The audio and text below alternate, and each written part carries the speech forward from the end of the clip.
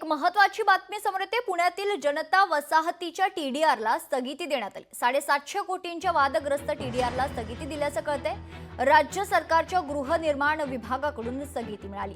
चौकशी करून अहवाल सादर करण्याचे एसआयआर आता आदेश देखील देण्यात आलेले आहे।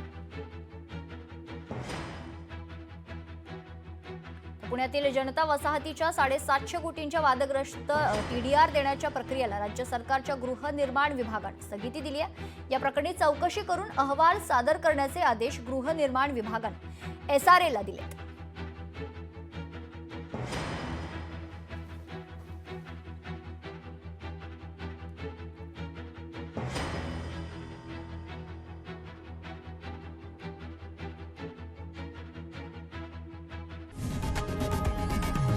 लोकशाही मराठी ऐका, पहा, जागरूक रहा।